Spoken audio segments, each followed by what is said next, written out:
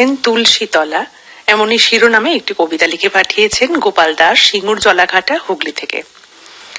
তুলসীতলায় তুলসী গাছ আজও আছে, আজও পড়ে আছে প্রদীপ ধূপ বাতি, এখনো আছে সাজানো গোছানো শখের বাড়ি, আলমারি, গাড়ি, আসবাবপত্র কত কি, এখনো আছে দেয়ালে টাঙানো স্মৃতি বিজড়িত কত ছবি, আছে সাজানো গোছানো তবলা, তানপুরা, হারমোনিয়াম, এখনো পাতা আছে শতরঞ্জি, আসন, চেয়ার, টেবিল, আছে শখের বাগান, আম, জাম, কাঁঠাল, বেল, নারকেল, জবা, বেলফুল, টগর, শিউলি, চাঁপা, রজনীগন্ধা, গোলাপ, শখের হৃদয়ের কাছের কত শত বই থরে থরে সাজানো।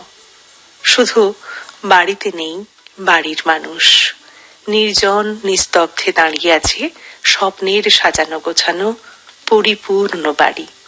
তুলসী তলায় তুলসী গাছ আজও আছে, শুধু জ্বলে না ধূপ, প্রদীপ, বাতি। গোপাল দাস, সিঙ্গুর জলাঘাটা, হুগলি থেকে।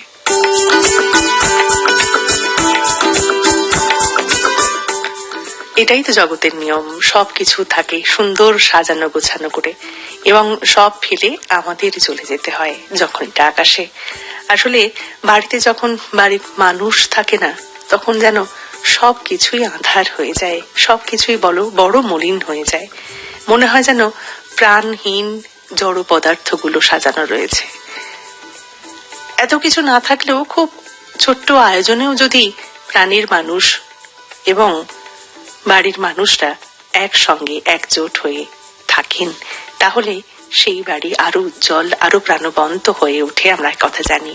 কিন্তু যখনই বাড়ির মানুষ দূরে চলে যায়, যেখানে না ফেরার দেশে, এবং ফেরা সম্ভব নয় কখনোই, তখন সত্যিই তাই বাড়িটা বোধহয় এমনই হয়ে যায়, একেবারে অদ্ভুত দূরে, মনে হয় যেন সবকিছু বড্ড কঠিন হয়ে চোখের সামনে দাঁড়িয়ে আছে। জানি না এমন অভিজ্ঞতা আপনার জীবনের কিনা, যদি সত্যি তা হয় বড়ই মর্মান্তিক বলা যেতে পারে। তবে কথা আমরা নিশ্চয়ই বিশ্বাস করব, এমন দিন যেন কারোর জীবনে না আসে, এবং সবাইকে নিয়ে বেঁচে থাকার নামই তো জীবন। জানি কাছের মানুষরা সময় হলে একটু একটু করে নিজেদের জায়গা থেকে চলে যায় অনেক দূরে, তবু সেটা পূরণ করতে হলে পরবর্তী প্রজন্মকে সাথে নিয়ে আমাদের বাঁচতে হয়। ভালো লাগলো সুন্দর চিঠি, আর অনেক চিঠির প্রত্যাশায় আনন্দধারা রইল। চিঠি লিখুন, সমস্ত মন খারাপকে দূরে ঠেলে আবারও লিখুন পরের চিঠি।